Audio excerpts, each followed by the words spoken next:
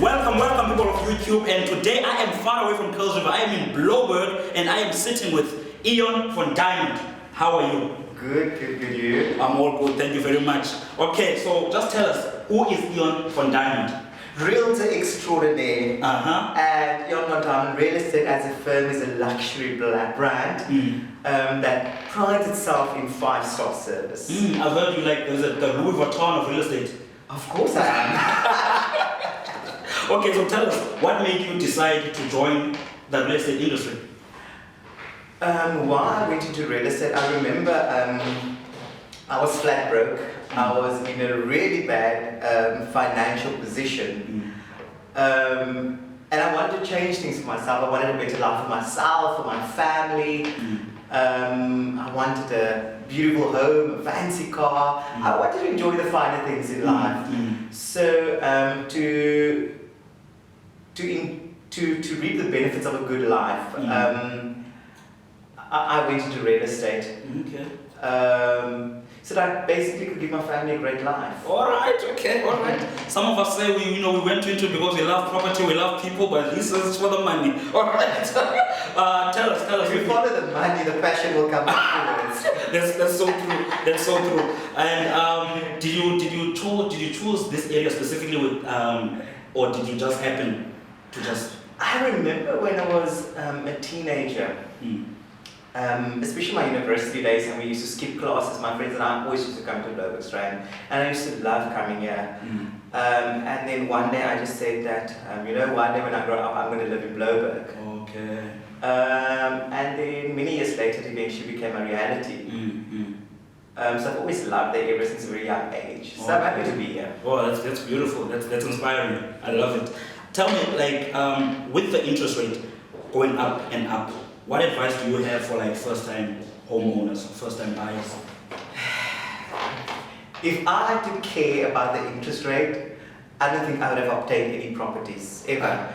Because I remember when I bought my first property for investment, the interest rate was double what it is right now. So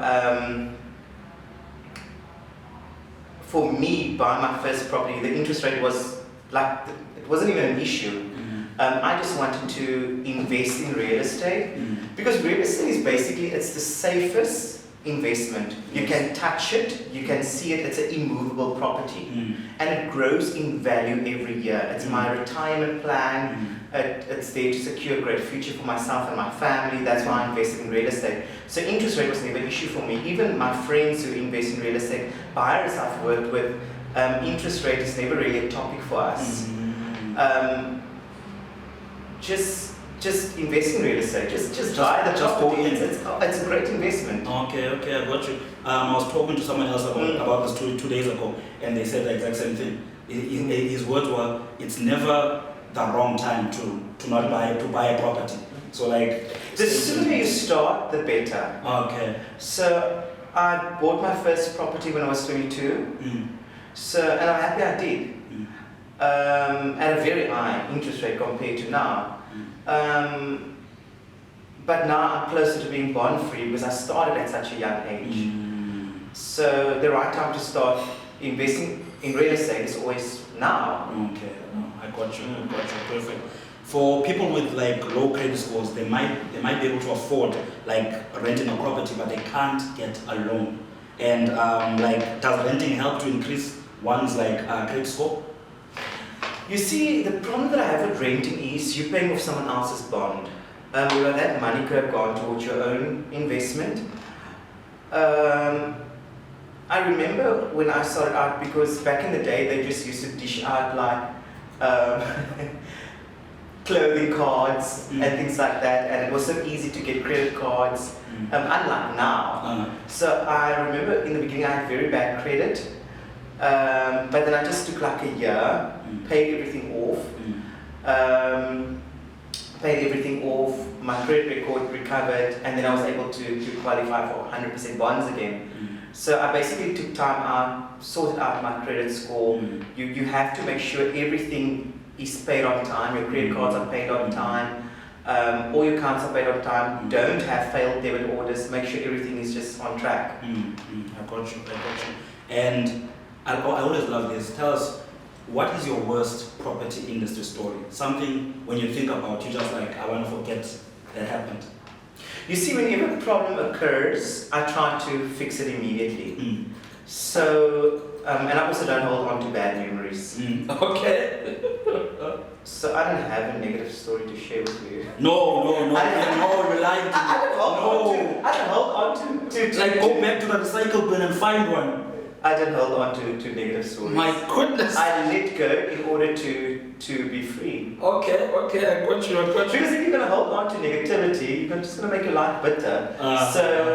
Bad experiences, I let go. All right, okay. But I try to, if there's a problem, I try to solve it right away. And deal with it.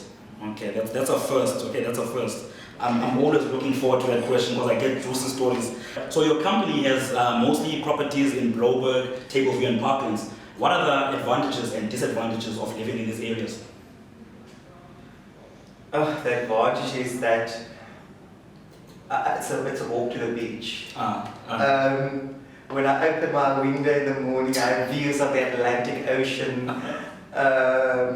It's like Table Mountain is our backdrop. It's like you have the most spectacular views. You smell the ocean in the morning. The sound of the ocean helps me to fall asleep at night. So it's really beautiful area to live in and to work in, even better. And you don't have disadvantages?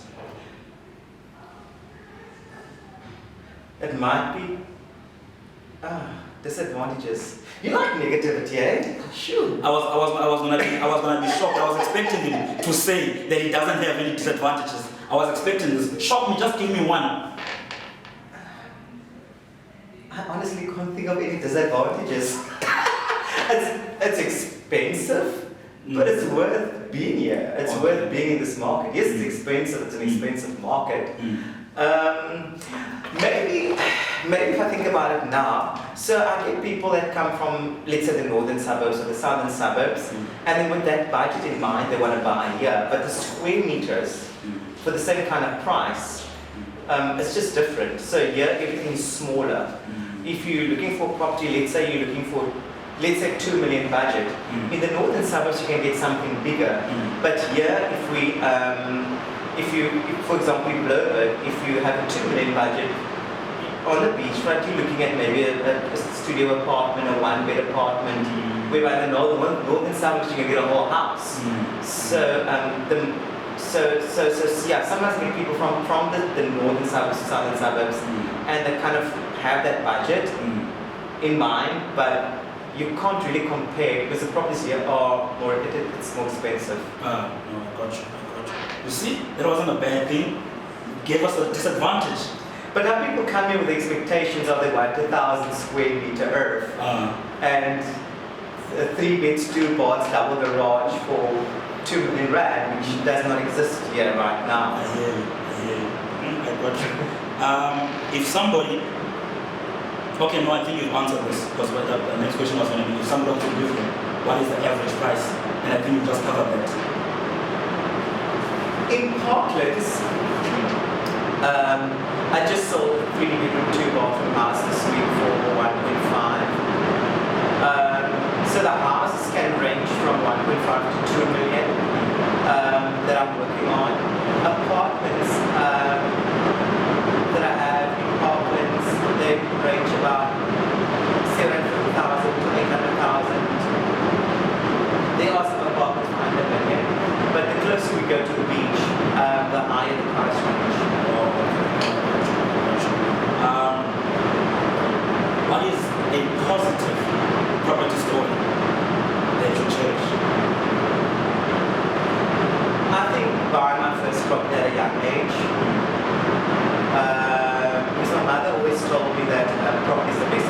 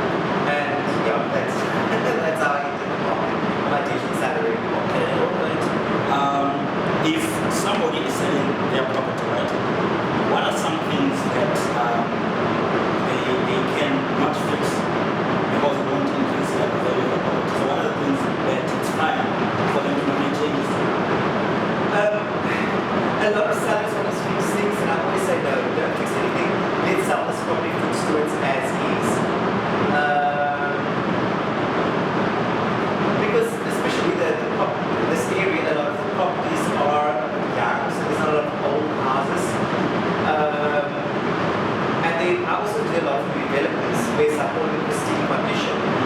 But for when the second-hand properties, I also just view it as easily sell it for stores. Unless it's in a really, really bad condition, then I'll give some advice. But normally I just say, let's just sell this food stores as is. And okay, no, I think we have answered this as well.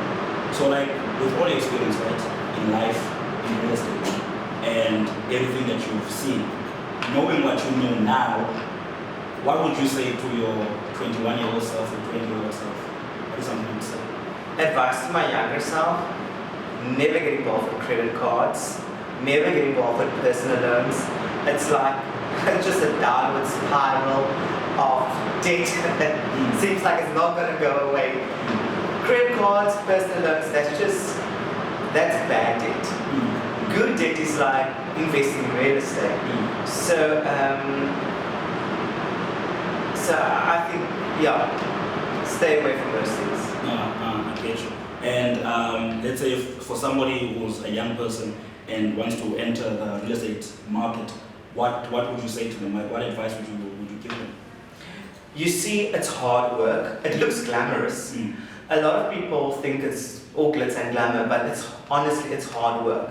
All the shows you see on Netflix about real estate, it's not like that. We put in a lot of long hours of work when it comes to canvassing, when it comes to taking buyers out, working on deals. So it's honestly hard work. And you wait a while before you start earning money. I remember my very first year in real estate, I only made one sale that year. My commission was about 3,500 Rand. My second year I also only made one sale. So it was really tough. But it was a dream that I just had to follow. Because this dream was in my heart, so I was like, no, if it's in my heart, it needs to become a reality. So it's honestly, it's hard work and it's long hours, and you're basically like a doctor on call because you need to be available in the evenings, you need to be available Saturdays, Sundays. It's also expensive. I mean, when you start out as a realtor, things they don't tell you about is, paying for your for sale boards, your business cards, paying for training. You have to do your NQF4 course, you have to do your logbook, you have to go write the exam. Those things all cost money. You also need money to sustain yourself. So it's also very expensive to start out in real estate. So interns that's already past the 1 year mark, I have great respect for them. Especially if you do it full time, because it's honestly, it's hard work and it's expensive to be a realtor. It's so true. When I entered, I'm only 3 years into the business, well, almost 3 years. When I entered, my boss was driving, Ralph's mother, she was driving a Benz. And I told her when I entered the market, next year I'm getting me one of these. I told her. Then she didn't even acknowledge it, right? And I thought, okay, that's weird. Okay, fine. The year went, I was in 1 year into real estate, didn't have one sale. I had one so many that didn't even sell. So like what you're talking about, I relate to that. But when I entered it, I had that persona, that mindset that real estate, it's fancy, I'm going to be driving the big cars and all of that. But it didn't work out like that. It's crazy. Tell me, how long did you take being an agent until starting your own company? So my first 2 years, the company I was at, that was a complete flop because I didn't make money. So my third year, I gave it another go and I joined the national brand. So that was 2016, 2017. I worked for this national brand and I became one of the top selling agents and I did so well. So basically the 2 years that I've spent there, I was under the mentorship of Karen Duncan, who was such a great teacher to me, and she really inspired me and motivated me. And so I would say my 2 years under the mentorship of Karen Duncan, that was basically my internship.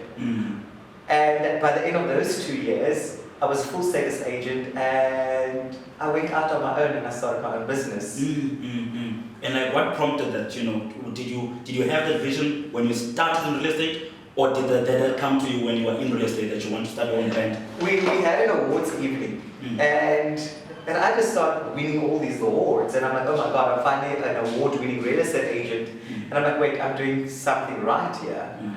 And then I just came up with this idea. I created this business model that I knew was going to work for me, and it just took off. Wow, it's inspiring. It's inspiring what you have achieved, you know. It's awesome. Okay, now what we are about to do now, we're about to close the show, right? I'm gonna do a close-up on you, and you're gonna talk to the camera, and I just want you to give like the youth of South Africa, since it's Youth Month, like any words of motivating them, inspiring them, whether it's about real estate or whether it's about like anything, okay? The floor is yours. I'm gonna walk away. Okay. So to give you some advice, is that adversity is part of life. Adversity is part of the human experience. We all face it, whether you want it or not. Adversity is part of the human experience. But it's up to you to decide, are you going to be a victim or are you going to be a hero? How are you going to write this story? It's easy to choose to be the victim and say, oh, this happened to me, that one did this to me, that one did that to me, and play victim. Or you can say, this is what I've learned from the story. This made me stronger. This is what I'm going to do differently now. So that's my advice to you, that adversity will happen, but you have to choose. Are you going to be the victim or are you going to be the hero in your own story? Take ownership of your future and be the creator of your destiny. It's all in your hands. You can do it.